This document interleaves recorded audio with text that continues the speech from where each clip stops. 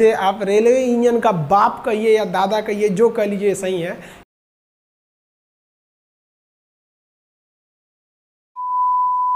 सूत्रों के हवाले से खबर मिली है कि कुछ फ्रेशली मैन्युफैक्चर्ड WAG-12B लोकोमोटिव्स, मेरा मतलब कुछ नए WAG-12B लोकोमोटिव 1 महीने के अंदर फेल हो चुके हैं और कुछ वापिस मधेपुरा भेजे गए हैं रिपेयर करने के लिए।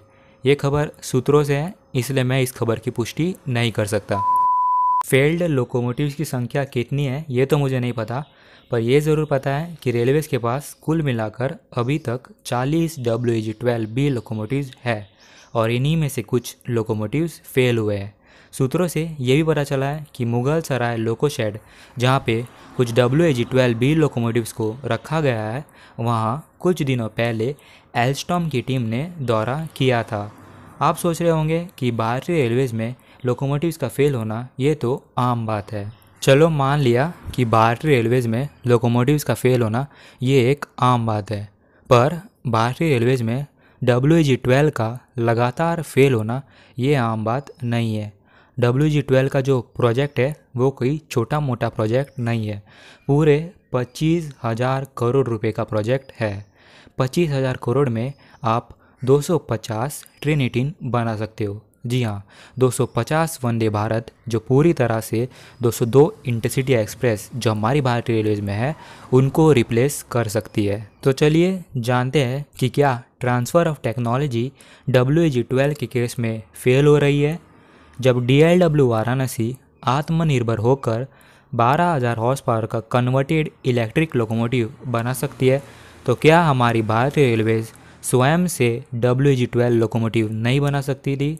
तो चलिए इन प्रश्नों का जवाब आज हम ढूंढने की कोशिश करेंगे। सुनो, सब्सक्राइब करते वक्त घंटी बजा देना ताकि प्लेटफॉर्म पे आने वाली नई ट्रेन मिस ना हो।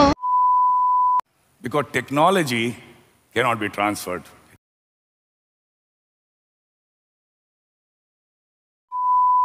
ट्रांसफ़र ऑफ टेक्नोलॉजी, WAG-12B के प्रोडक्शन में यही ट्रांसफ़र ऑफ टेक्नोलॉजी का इस्तेमाल किया जा रहा है। भारतीय रेलवेज़ को ट्रांसफ़र ऑफ टेक्नोलॉजी बहुत पसंद है। हमारी भारतीय रेलवेज़ में WAP-5 जो लोकोमोटिव है उसे भी हमने नहीं बनाया था, उसे स्विट्ज़रलैंड से इंपोर्ट किया गया था।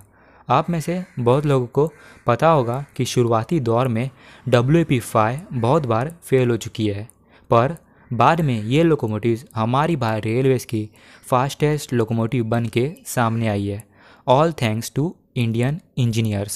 WAG-12 का जो डील हुआ है उसके अनुसार भारतीय रेलवेज़ के पास सिर्फ 26% ऑफ स्टेक्स है और एल्स्टॉम कंपनी के पास 74%।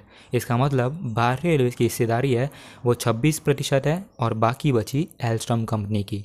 इस डील के हिसाब से एल्स्टॉम की कंपनी को कुल मिलाकर 812,000 हॉर्स पावर के लोकोमोटिव भारतीय रेलवेज़ को 2028 के अंत तक बनाकर देनी है। 2018 में एक लोकोमोटिव जिसे प्रधानमंत्री जी ने हरी झंडी दिखाई थी, 2019 में 10, 2020 में 90, 2021 में 100, उसके बाद 2028 तक हर साल 100 लोकोमोटिव्स मधेपुरा में बनाई जानी है।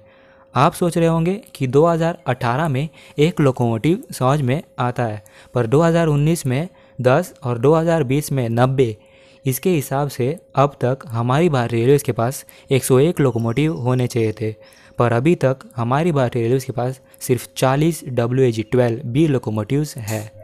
60 लोकोमोटिव्स का फ़र्क इसलिए है क्योंकि मौजूदा डील में कुछ बदलाव किए गए हैं। बदलाव के अनुसार एल्स्टॉम की कंपनी को 2018 में एक लोकोमोटिव, 2019 में 10 की जगह सिर्फ 5, 2020 में 90 की जगह सिर्फ 35 और 2021 में 100 की जगह सिर्फ 60 लोकोमोटिव्स और फिर 2028 तक हर साल 100 लोकोमोटिव्स बनाकर देने हैं। 2018 में जिस लोकोमोटिव को हरी झंडी दिखाई थी वही लोकोमोटिव आगे जाके फेल हो गई थी, उसके सस्पेंशन सिस्टम में कुछ दिक्कत आ गई थी, इसलिए अभी के WAG-12 लोकोमोटिव में आपने देखा होगा कि उन्हें हम WAG-12 नहीं बोलते, उन्हें हम WAG-12B बोलते हैं, यानी upgraded version of WAG-12 locomotive. France में एल्स्टॉम की कंपनी WAG-12 को प्राइमा T8 के नाम से जानती है और इसी का अपग्रेडेड वर्जन इन्होंने भारतीय रेलवेज़ के लिए बनाया है। एक समय तो ऐसा आ गया था कि एल्स्टॉम कंपनी को लगने लगा था कि हमारे हाथ से ये डील अब जाने वाली है।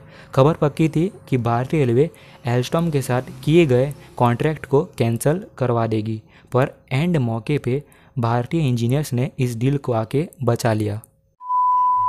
ट्रांसफ़र ऑफ टेक्नोलॉजी के साथ जो सबसे बड़ी परेशानी है वो है कि हम टेक्नोलॉजी को ट्रांसफ़र नहीं कर सकते। आप सोचिए कि क्या किसी की सोच को, क्या किसी की क्रिएटिविटी को आप ट्रांसफ़र कर सकते हो?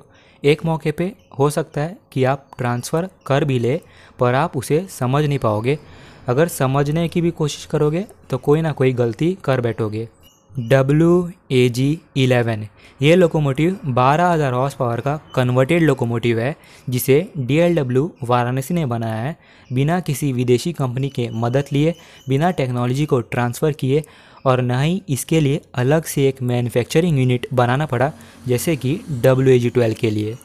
अगर हम WAG-11 बना सकते हैं तो फिर क्या हम WAG-12 नहीं बना सकते? जी हाँ, हम बना सकते हैं।